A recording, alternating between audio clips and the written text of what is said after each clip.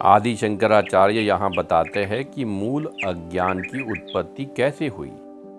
मूल अज्ञान यानी आत्म चैतन्य को ऐसा लगना कि मैं शरीर हूँ, इसकी उत्पत्ति कैसे हुई, इसकी भ्रांति उत्पन्न कैसे हुई, इसी का यहाँ पे वर्णन किया गया है।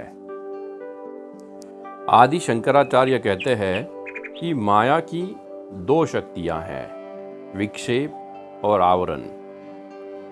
और विक्षेप शक्ति सूक्ष्म शरीर से लेकर ब्रह्मांड की सृष्टि करती है। हमने दृग दृश्य में यह जाना कि दृग यानी आत्मा चेतन है और शाश्वत है, इसी को सत कहते हैं।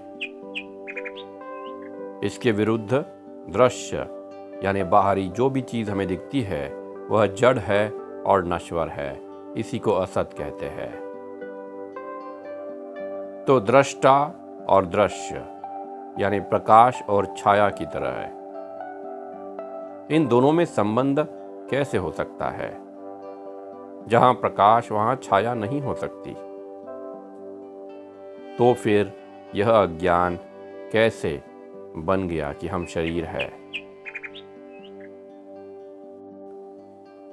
अंधेरे में एक रस्सी भी साफ दिखाई देती है। अगर हम नजदीक जाके प्रकाश में देखें तो वह रस्सी ही दिखेगी, किंतु अंधेरे में वह रस्सी सांप के भांति दिखाई देती है। तो सत्य क्या है कि वहां सिर्फ रस्सी है, सांप नहीं। और जो अंधेरा था वही अज्ञान था, वहां प्रकाश की जरूरत थी। बिल्कुल कुछ ऐसा ही हुआ है हमारे साथ। जो बात संभव नहीं हो सकती वह प्रतीत होती है, उसी को भ्रांति कहते हैं। और भ्रांति यानी भ्रम अज्ञान के कारण होता है, और इसी अज्ञान को माया कहते हैं, जो अंधकार के समान है। देखा जाए तो माया का अस्तित्व ही नहीं है, लेकिन कुछ न होते हुए भी वह समस्त संसार की रचना करती है।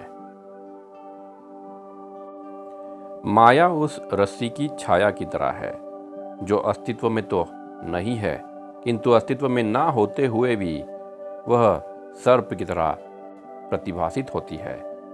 इसी को माया कहते हैं। देखा जाए तो माया को समझने की जरूरत नहीं, क्योंकि उसका अस्तित्व नहीं है, ना ही वो कुछ कर सकती है।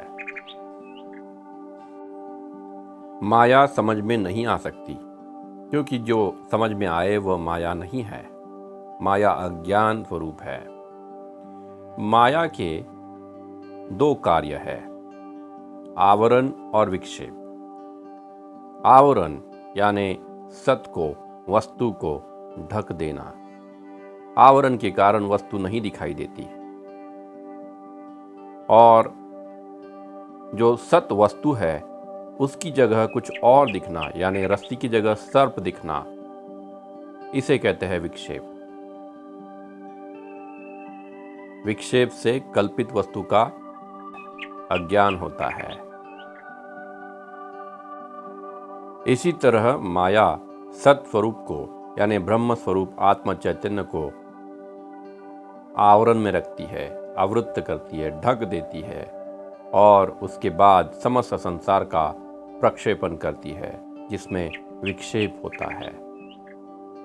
इस संसार के अंतर्गत, जैसे पहले कहा, वह सारी चीजें आती है जो सूक्ष्म शरीर से लेकर ब्रह्मांड तक है।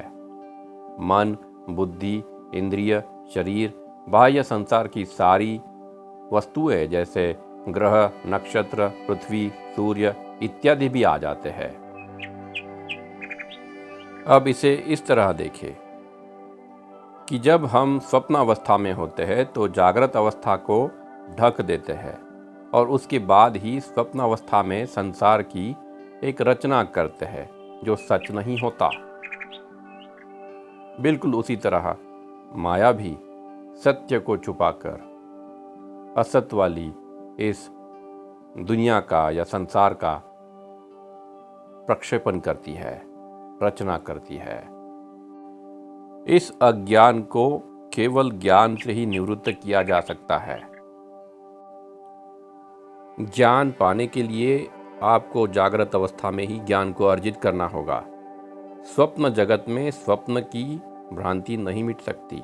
जब आप सोते हैं और एक स्वप्न देखते हैं तो आपको वो बिल्कुल सच लगता है। जब तक आप जग नहीं जाते, आपकी नींद नहीं खुलती, तब तक आपको यही भ्रम होगा कि वह स्वप्न सच है। आपके जाग जाने पर स्वप्न की निवृत्ति होगी। बिल्कुल उसी तरह ज्ञान का उदय होने पर अज्ञान की निवृत्ति होगी।